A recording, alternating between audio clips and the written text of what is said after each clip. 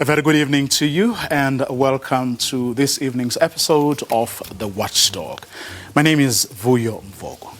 Now, a series of events are being planned by various parties and interest groups to commemorate the worst post-apartheid massacre and to remember all who died during a series of unfortunate events that preceded it. A Lonmin mine workers' strike that started on the 9th of May would the next day see employees who turned up for duty assaulted and intimidated, others shot at. And as days went by, the number of victims grew and grew, claiming not only workers' lives, but also those of mine security officers, as well as members of the South African police. And on the 16th of August, 34 men were shot dead by police and another 60 seriously injured. A commission of inquiry subsequently appointed concluded that the killings were not justified and that the police had engaged in a cover-up. 9 years on, have we addressed the concerns that the Falam Commission raised? Have we learnt our lessons? Our first guest was part of a civilian panel that was tasked with helping the police close the gap, plug the holes. The Watchdog starts now.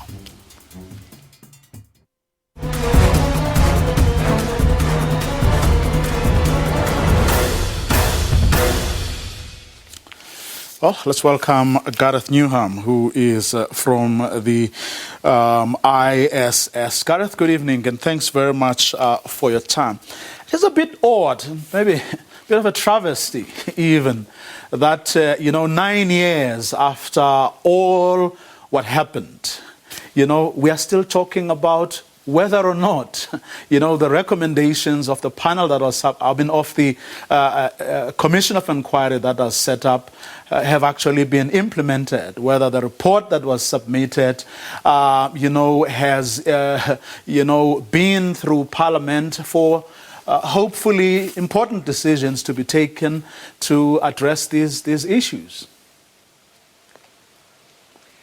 Good evening, Vuyo, and you're very correct that 9 years later, it looks like the lessons that emerged from the Marikana Commission itself and the subsequent panel of experts into policing and crowd management have not been properly engaged with and have not resulted in the kinds of changes that we envisaged that would have not only stopped that from happening again, but really improved policing to serve all South Africans. And it's not just the panel of experts in the Marikana Commission. There have been a number of different policy papers, recommendations, inquiry. The recommendations of the National Development Plan have largely not been implemented. Recommendations from the Commission of Inquiry into Khayelitsha, the breakdown between community and police relations there. Many of those have not been implemented. There's been other reports, the State of Democratic Policing in South Africa, produced by the Civilian Secretariat of Police. Those recommendations have not been engaged with. So there seems to be a general problem that the police are not able to take on board these lessons and recommendations so as to improve policing so that we can reduce crime and increase public safety in South Africa. Just from your understanding, starting with the role and responsibilities of the legislature, what has been the reason for the delay? Well, the legislature is there to oversee the minister and the police to make sure that they're implementing their policies and in trying to improve their performance given the big budgets. And I think in that regard, it's really not up to Parliament to improve policing. The best that they can do is ask difficult questions. They can bring in the minister, they can bring in the National Commissioner and the management team that supports that National Commissioner and ask carefully thought out probing questions. They can also do site visits and go to police stations and visit various components of the police and really highlight some of the challenges. But when it comes to improving policing, making sure that the police learn from the lessons that they're involved in, that is up to the police management. There's nothing more that the legislature can really do. So although perhaps the legislature could have been more strident over the years, and I certainly think that for most of the last decade, and certainly since Marikana, the Portfolio Committee on Police have been very busy. trying to get to grips with what the challenges are facing the South African Police Service. But it's not up to them to improve things. It's up to the leadership of the South African Police Service to improve the performance of that organization. Now, the panel that you were part of, which was appointed by the former Minister of Police, Nathi Nhleko, under the late Judge David Njangase. Among the people who were part of that panel were the SAPS generals that you are talking about, whose responsibility we say it is to actually correct the wrongs that were identified or exposed by what happened in Marikana.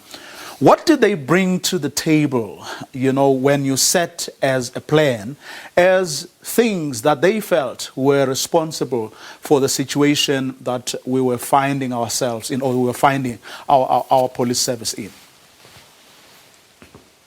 Well, the generals and the top police leaders who sat as part of that panel played a very important and constructive role. They have in-depth knowledge of the organization. All of them had been career police officers who had risen through the ranks and could really help us frame and understand the findings that we came up with. They could see what the challenges were. They knew how those challenges affected policing and police performance. And they were also able to help us frame recommendations that they believed with the rest of the panel, because their recommendations were the product of a consensus process, that these recommendations were practical and realizable.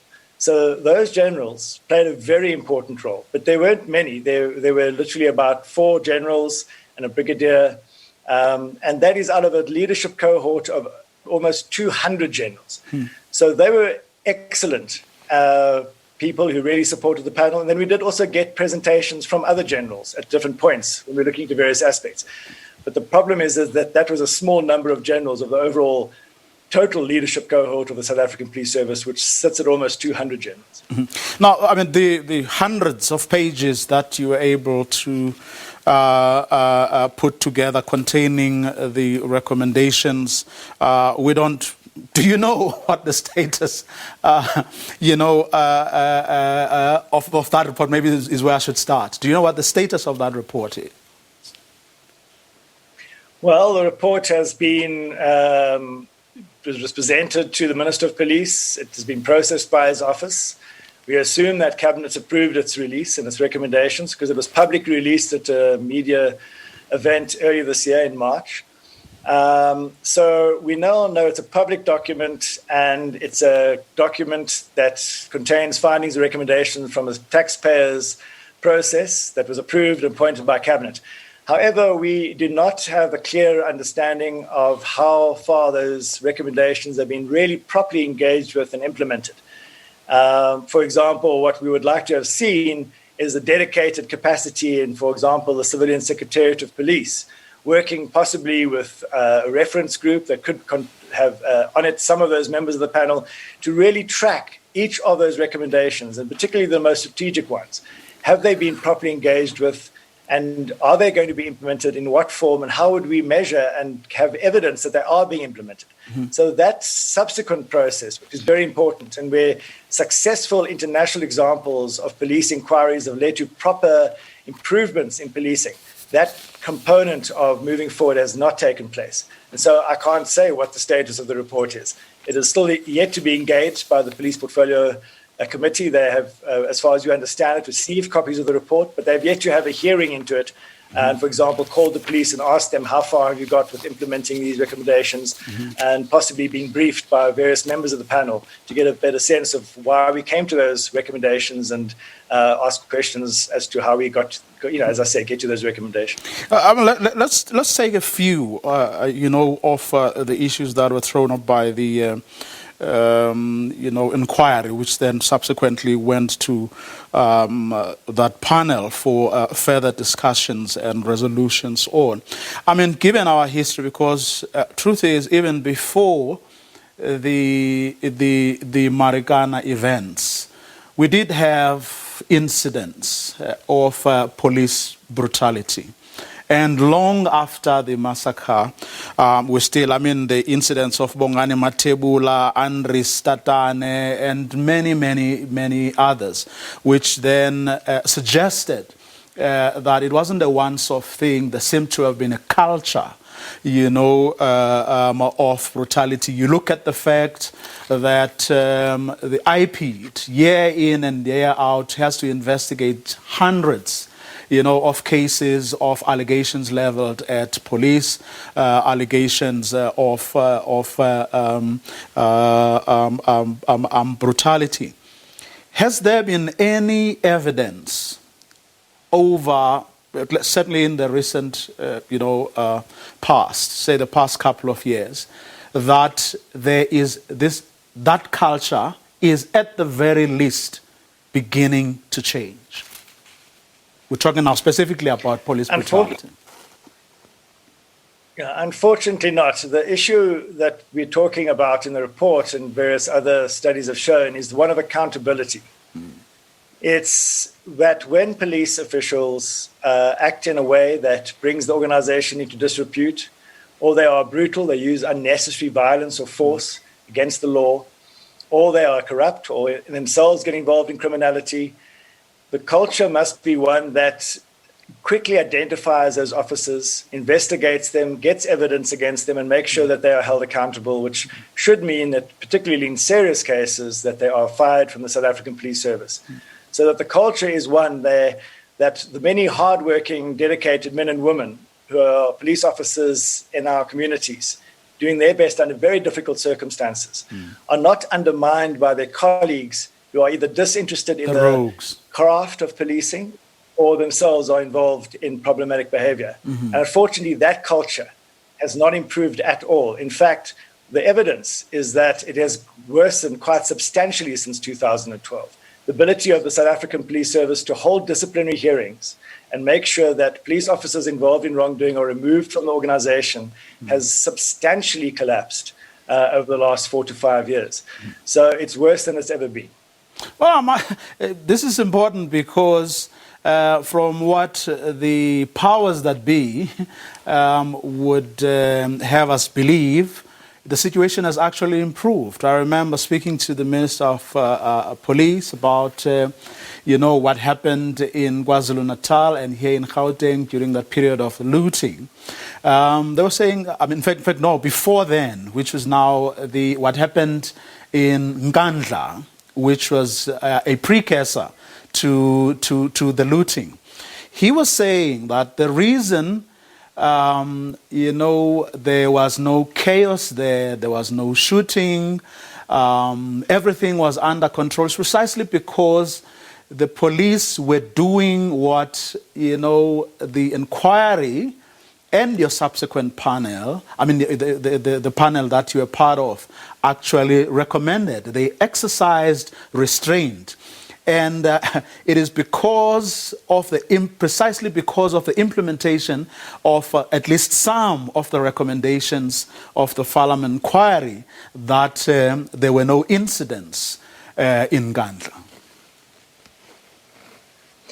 Well, that's good news to hear. And there are certainly many good officers out there every day doing what they should be doing. And I think when it comes to the use of lethal force, in other words, when police officers may use their weapons, their firearms, it's very clear. The law says they can really only use their firearms to defend their own lives if they believe their lives are directly under threat, or to defend the lives of others if they believe others' lives are under threat. But they're not allowed by law to shoot people who are stealing property or damaging property. Because obviously property can be restored, it can be rebuilt, it can be reinstituted, but lives can't. Once a life is lost, that person's life is gone forever. And so it is very good that most police officers in this very difficult situation they found themselves in the second week of July were able to know that and not open fire on looters, because then that would have turned the whole focus onto the police and wrongdoing on the side of the police, rather than on what we should be focusing on is, and why did we have this high level of violence and looting and destruction? And that would be the wrong focus. The focus shouldn't be on the police there. And it's good that they didn't misuse their firearms, and that they have at least understood their training, that they have in this regards. So that is to be welcomed. And if it was because of Marikana, then that is also good. But it might have been different if people amongst the looters or people who are instigating this violence had started shooting at the police at different places at different times, and the police were forced to defend themselves. That didn't happen. So that is also, we're very fortunate that that didn't happen. But that the police didn't unlawfully kill people is to be expected. Whether that was because of the Marikana Commission inquiry and the panel recommendations, that would need to be investigated a little bit more, because there were a lot more recommendations about how the police should manage large and complex operations, such as what we saw unfolding in July. And also whether they were properly equipped. Did they have enough water cannons? Did they have the right kind of less than lethal weaponry? Were they properly deployed in groups or sizes of numbers that would help them deal with crowds? Were they doing proactive roadblocks and search and seize operations to stop people from looting? So those are a whole lot of questions that we'll answer in the future as more and more information comes out. But I'm very glad that the police minister recognizes how important it was that the police did not shoot and kill large numbers of looters, because that would have been completely against the law. But then again, as you correctly point out, they need to strengthen the other areas of their work so that they are effective at what they are employed to do, which is to police. Absolutely. And of course, another aspect of that is community police relations. You don't always need to have a highly trained and specialized intelligence capacity using interception capabilities of people's communications and that to know what's going on in communities. If police are embedded in the communities, if the communities see the police as a highly trained and professional and fair service that they can go to when they have problems, and that those police officers are trained to listen to communities, help them solve the problems they face, so as to keep the peace, to maintain order, then people in those communities will come to the police first when they start picking up information that there are groups planning to do looting, planning to burn things, hijack trucks, for example. So again, one of the lessons that seemingly has not been implemented is to build community trust in the police in such a way that your best ally to fight violence and crime and organized criminals are members of the community themselves, because they really trust and believe in the police, because the police have earned that trust based on their training and resourcing and capabilities. And that's another area that seemed to be lacking when we look back at what happened in July. Of course, I mean, other areas that were raised, via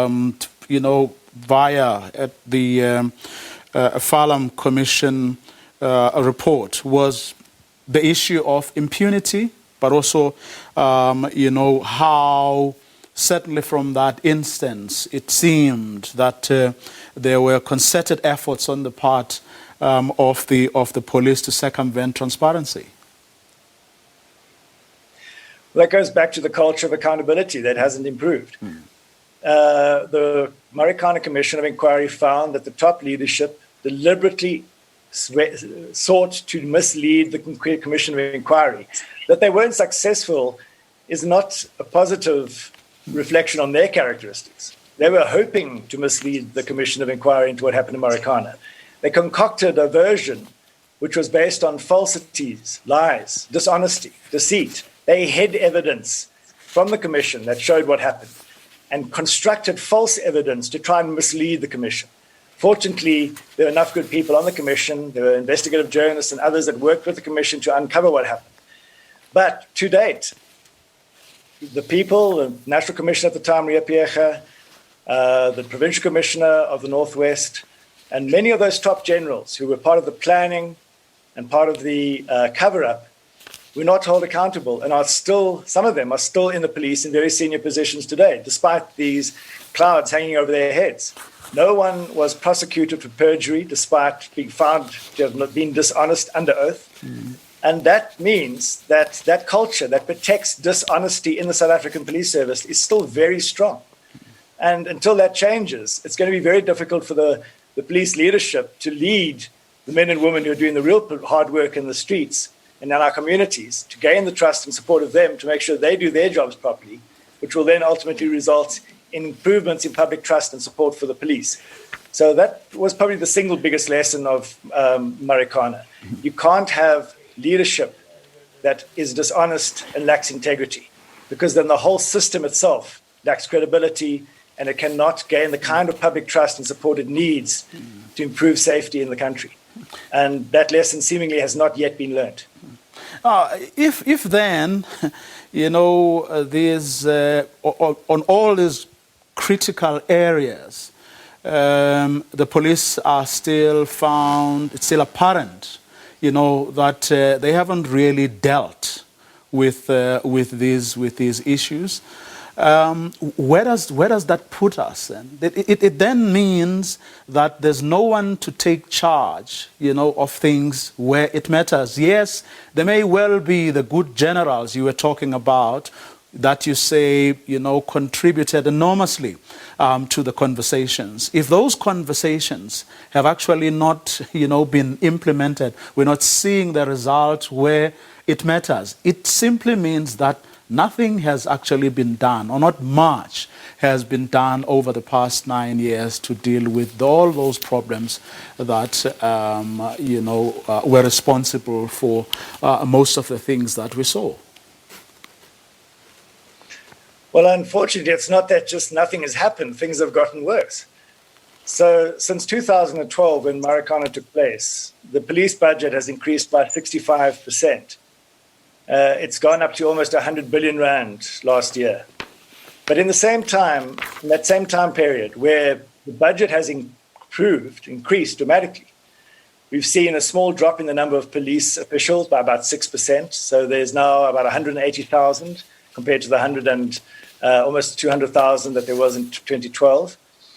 But big declines in performance. So 40% fewer cordon search operations.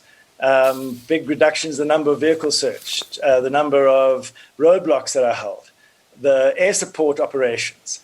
You can go on. The number of firearms that are confiscated is half that in 2012. So a number of very important output activity indicators have declined quite substantially. And more importantly, the ability for the police to solve murders has dropped by about 38% since 2012. So last year, the police are able to solve 19 out of every 100 murders reported to them. The number of armed robbery cases that the police are able to solve has also decreased by about 24%.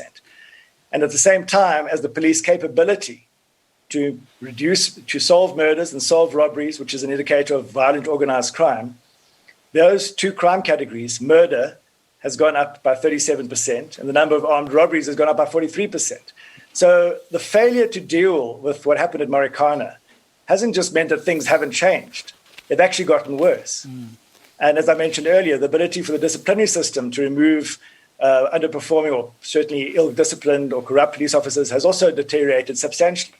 The police are holding about 30% of the hearings they were holding about 6 or 7 years ago.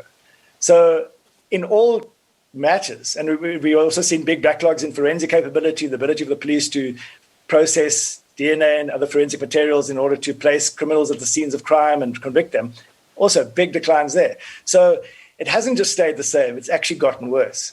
And it won't improve until the recommendations of the National Development Plan in 2012, which recognized the serial crisis of top management in the police, are addressed. And that means there needs to be a national police board that looks into this, does a detailed assessment of those 200 generals. When were they appointed? How long have they been in the police? Are there any outstanding integrity issues against them? Have they been found to be lying under oath and so forth? Until the top leadership is completely rejuvenated and we're left with only the best possible men and women with experience, expertise, know-how, capability, and integrity, it's going to be very difficult to stop that decline.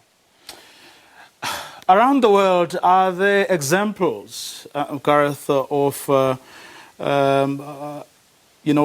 what people who found themselves, or jurisdictions that found themselves beset with the kinds of problems that we have? Are there examples of people who have quickly turned things around by doing very unique, things, and very quickly?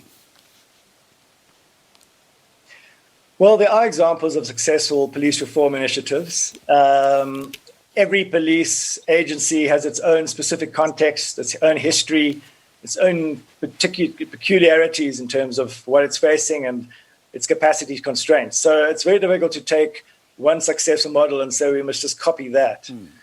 But the principles, I think, are always important. Firstly, is that those that have the political authority, the governing party, that has the power to appoint the Minister of Police, the National Commissioner, and make sure that that organization is operating as optimally and as effectively as possible, they need to recognize there's a need to change something. If that first step, that political willingness to improve policing is absent, then no matter what you do, how many panels you have, how many reform initiatives, you won't improve things. The second thing is you've got to recognize that the police needs to be seen and understood, and in real life experience, be a highly trained professional service. That means you don't have mass promotions, you don't promote people regardless of their performance. You make sure that people are selected because they're the best possible candidates to apply to become a police officer. They have a deep respect for the communities that they serve. They understand the Constitution. They are problem solvers. They're good communicators. And they really recognize how important policing is for their communities and for the safety of the country that they want to serve. So they come in with a very clear service ethos. And then you've got to make sure that your leadership are the best possible men and women out of that lot. So that if you work hard and you learn and you engage and you take on board the lessons and you improve your environment as a police officer, whether you're a constable or a sergeant or a captain, that you'll be recognized and you will move up the ranks so that by the time you get to the levels of brigadiers and generals, the senior management structure, you are the best in that organization, and there's no doubt about that. So those are critically important characteristics of successful reform initiatives. And I think in South Africa, we haven't seen the political recognition that there's a crisis. No one who has absolute over control of the police, the president, the minister of police, and others are not talking about a police crisis. They're not mentioning the deterioration of its functions. There's no plan in place to fix this, change the leadership structure to only have the best possible men and women in it. And then, as I said, the accountability mechanism. We're going to be losing in the region of 24,000 police officers between now and the end of 2020 or 2024 because of the budget cuts. And there's not a plan to make sure that those 24,000 are the corrupt, brutal, and disinterested police officers. It's largely going to be done by natural attrition because they lose about 5,000 police officials a year through resignations, retirement, medical boards, and so forth. And they're just not going to fill other posts. So already there you can see that they have to lose lots of people, but they're not putting in place the mechanisms to make sure that the people who are undermining the police in the eyes of the public are the ones that are going to be removed. There's no plan to do that. So we have a long way to go right now to even reach the first step. But once we get there, and hopefully we will get there, because I hope that the recent July unrest shows the government how critically important it is to have a highly trained and effective police service. That would be the first step, political recognition. That's where we're going to leave it. Thanks very much for your time this evening, Gareth. We've been trying to get the Minister and the Commissioner. They can't find time in their diaries as things stand. And if you've just joined us, a series of events are being planned by various parties and interest groups to commemorate the worst post-apartheid massacre, the Marikana massacre, that is, and to remember all those who died during a series of unfortunate events that preceded that massacre. After the break, we go beyond policing matters to look at other matters that the Marikana massacre also highlighted. That's coming up in a moment. Don't go away.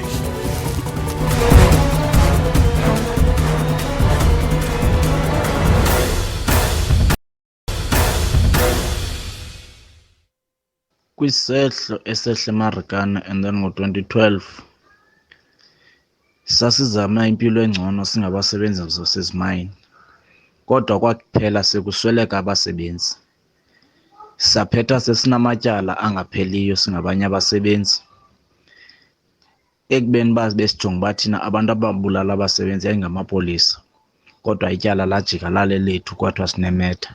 Enyanisweni ubunzima esijongene nabo buzindlela ngendlela ezohlukeneyo ngoba salimala ngokungafani, saphinda futhi sahlukumezeka ngendlela engafaniyo. Kodwa inyaniso ithi ukuba ngaba urhulumente walapha eSouth Africa beningumntu okhathalayo nonentlungu yesiganeko esenzekayo apha eMarikana, ngaba kudala wayichukumela into yalapha eMarikana. Qha xa ndimjonga mna ndijonga umntu okurhulumente ongenamsebenzi ngento ngegazi elachitheka eMarikana. Isizathu sokuba nditsho eMarikana icommunity nangoku kusekho laa mikhukhu yayikhona kudutyulwa abantu. Apha eMarikana futhi laa ntaba iseyilandlela yayiyiyo ngelaa xesha kwakudutyulwa abantu. Nabasebenzi abazii-victims basaphila impilo le bebayikhalela besithi siyahlupheka. Kungako sithathe isigqibo sokuba sitshintshe kwesi simo sikuso.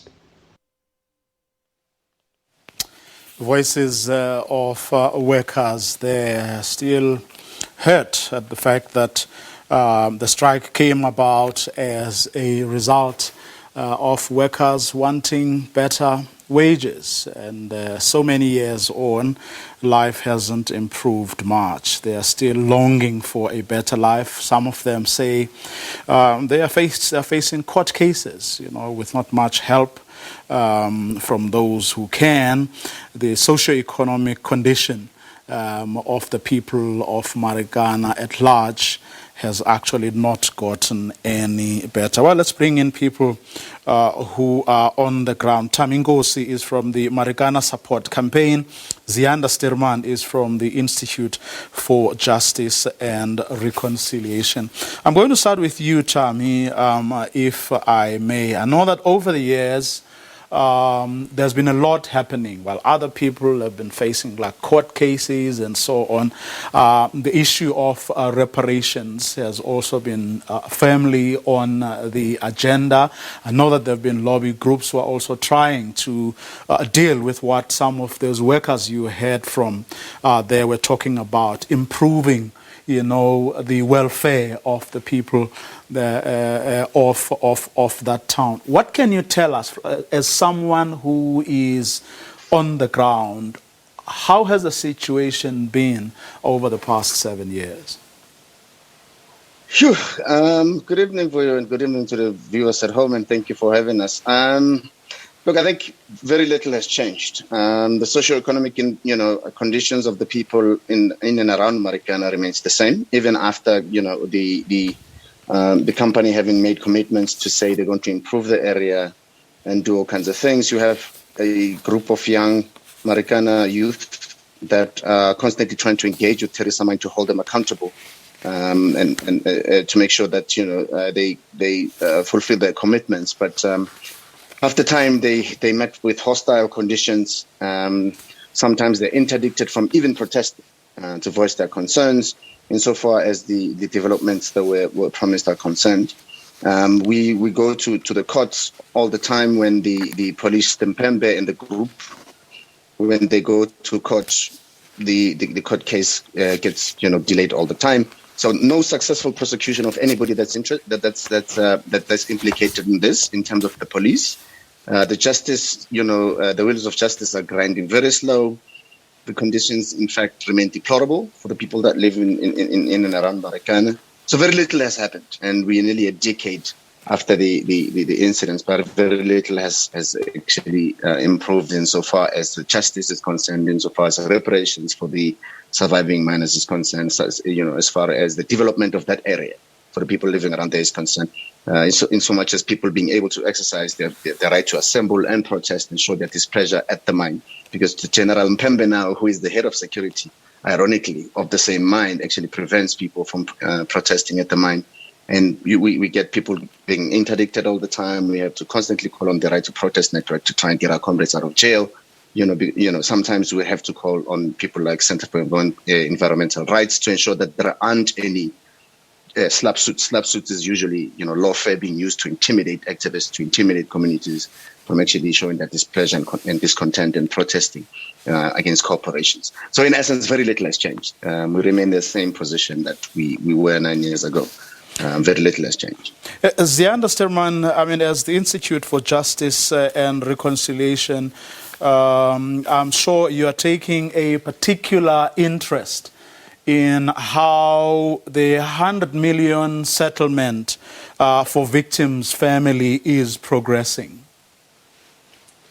Yeah, certainly, I think that many of us, in civil society and across various organizations have really sort of taken an interest, particularly in how this case is being treated and the issue also specifically of compensation for victims.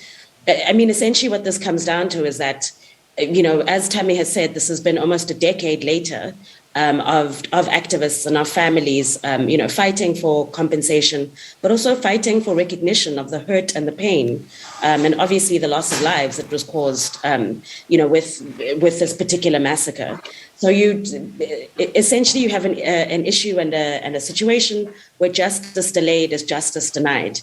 And I think that being true for multiple victims in this case, particularly in Marikana, which we all saw, with our eyes on TV and being broadcast across the country and across the world, that truly does have a chilling effect, on the way that victims of other abuses, particularly police abuses, understand, their ability to have justice seen and met.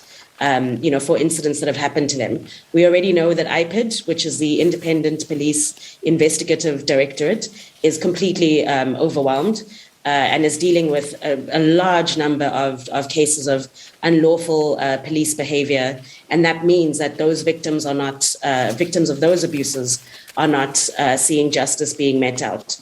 We saw with the killing death of Nathaniel Julius in Eldorado Park in August last year, that it took massive public outcry for that case to even reach the courts and to be, at this stage, moving through the courts and the court system. Similarly, with the shooting death of Mtokozi Sindumba, who was shot by police officers as a bystander to a protest in Braamfontein in March this year. That's also another incident of where there was large public outcry, large public outrage at, again, police abuses that are very, very similar to what we saw at Marikana, where the police act with impunity and use completely excessive and deadly force.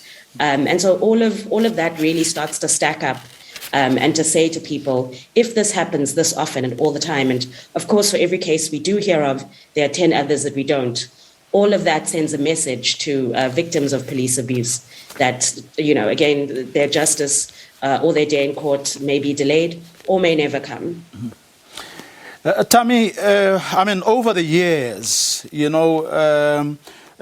for lack of a better description, I'll call them solidarity forces, have played an important part in keeping this issue and the plight of all the people who suffered back in 1912. They have been a very important force. Has that support waned over the years, and perhaps organs of the state are getting away with it because perhaps the focus is no longer, so much on, what needs to be done next? What can still be done by civil society broadly to make sure that the promises that were made are actually delivered on? Yeah, no, look, absolutely. I think for me, the one of the biggest things that we at least try to do as the Marikana support campaign is to always keep the Marikana incident in the public memory. One of the things that we need not forget, is the memory, that shocking memory that shook the democracy of this country. We cannot shove that under the carpet. That's the one. So our duty is to make sure that remains in the public imagination, that remains in the public's memory, to be able to at least fight for justice in the longer run. The other one is to constantly be in touch and constantly be in solidarity and show a sense of empathy with all the survivors of the massacre, as well as the widows of Marikana, because I think they tend to be forgotten as well. And these are the people that bury the scars as well of their loved ones having died just for fighting for a better living wage.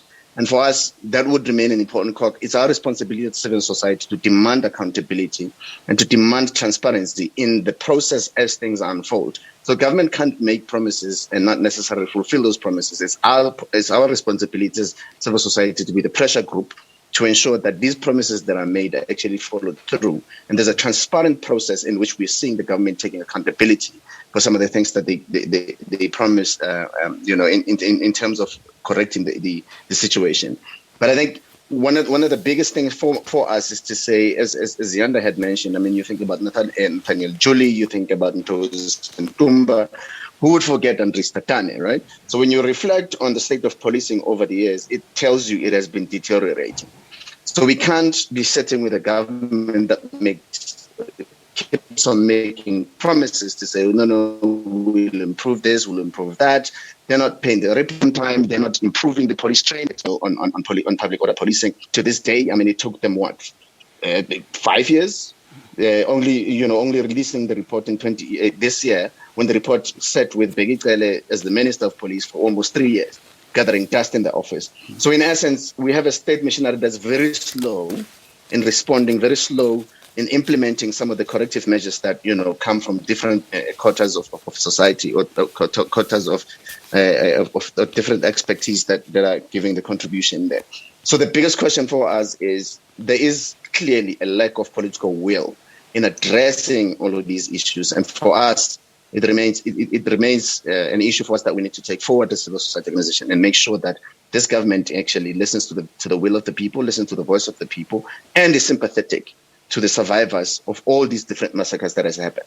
Some people would not even know that the South African Human Rights Commission did a report after Andries Tatane's murder, and they made almost similar recommendations as the expert panel.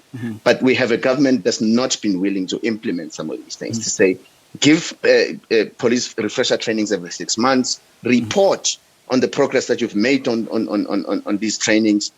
They have done none of those. And I think for us, we're sitting here biting our nails to simply say, do we have a responsive government? Do we have a government that is having the political will to ensure that it implements even some of the processes that it initiated? So you initiate the process, something comes out of it, but you're not willing to have the political will to essentially implement some of the things that you yourself commissioned. And that for us remains a travesty of justice, insofar as being able to do these things. Zianda, quick last word from you. I mean, obviously, if, as Tammy says, there's still no political will to deal with some of these things, but all of us recognize the need, for justice, but also for, that community to get closure. What are some of the initiatives that organizations like yours, are busy with that could perhaps continue to shine the light on these matters?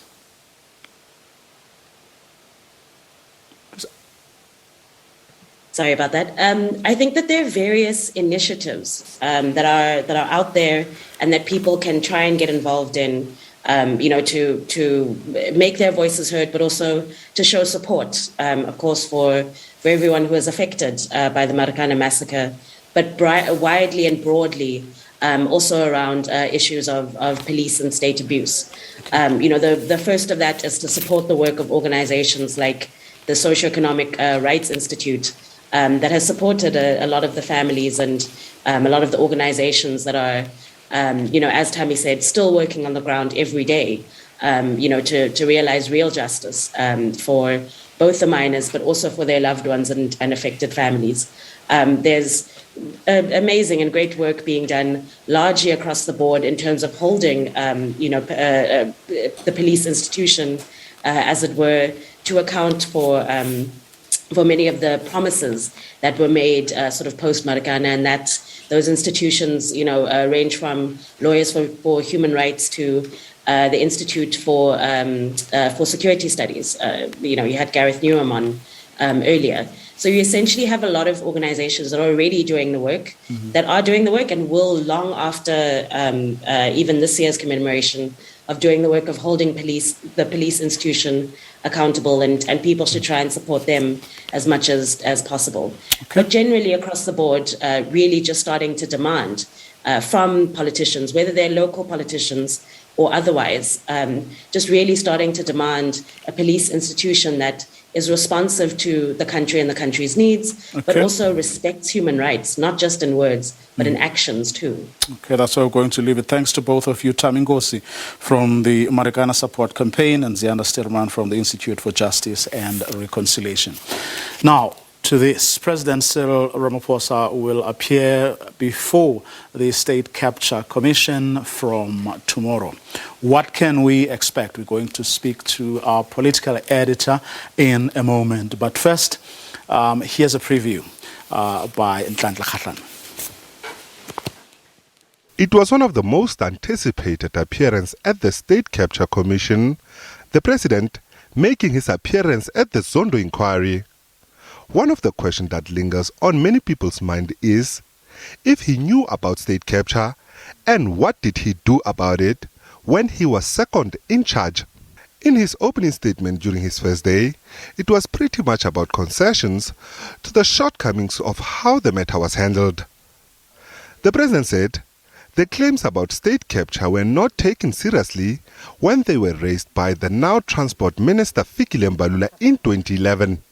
One should have been aware at an earlier stage about all this. I went to the election center, which SASA helped to finance during the election campaign.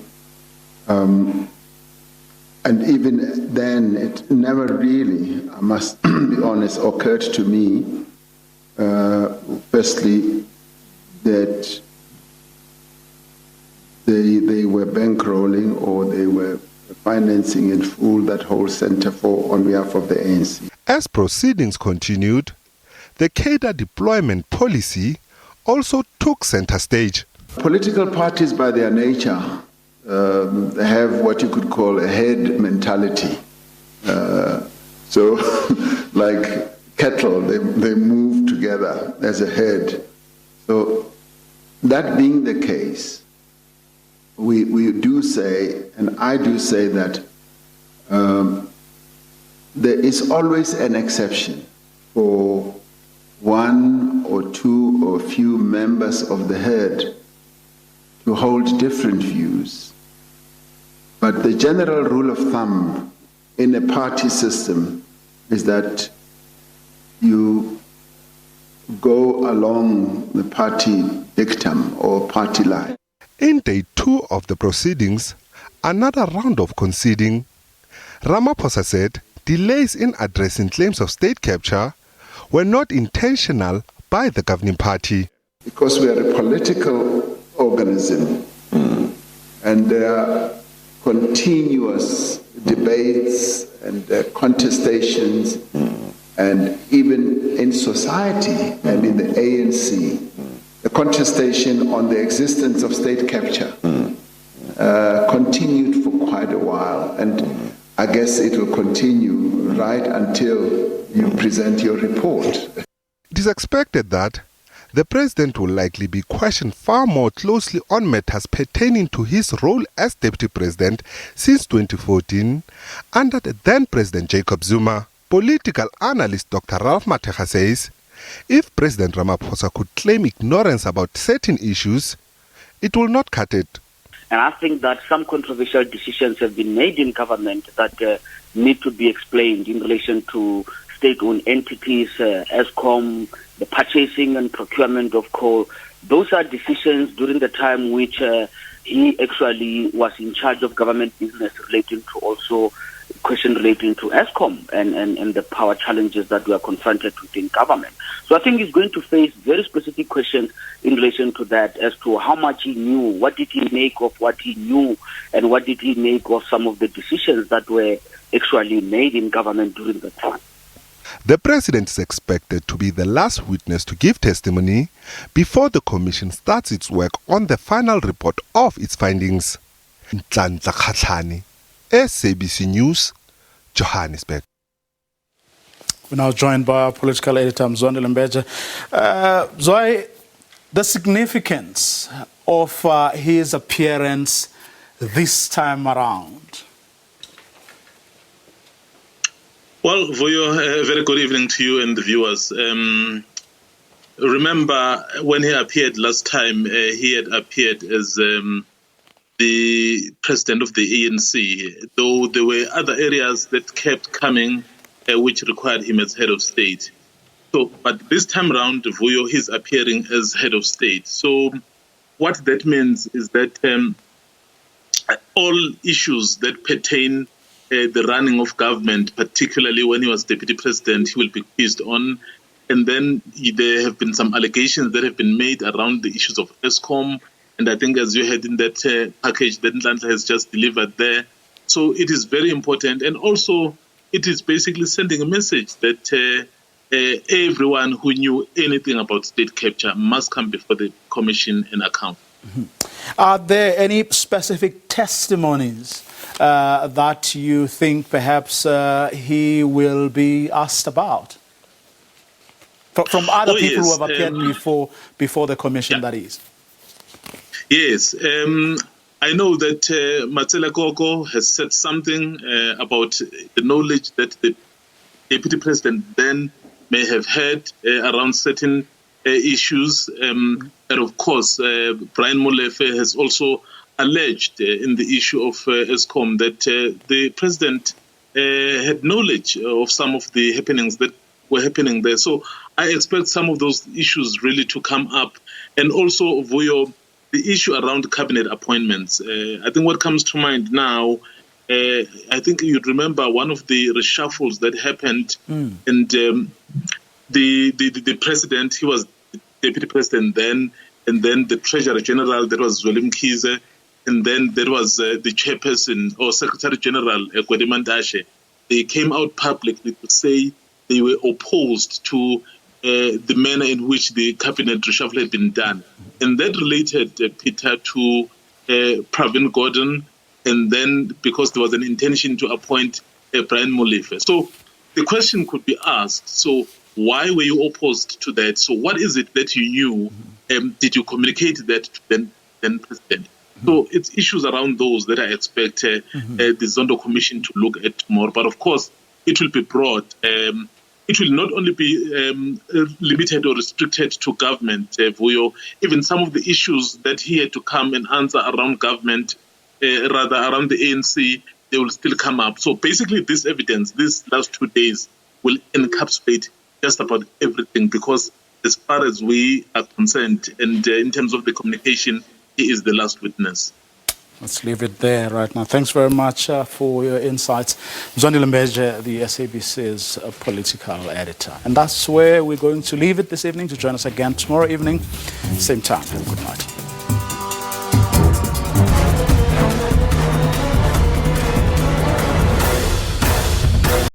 It's a language on its own. But what makes his artwork unique? Nothing much except the technique. Looking at the subject matter, there are a lot of artists that have done the portraits of Nelson Mandela, but the execution is not the same. We don't have many artists that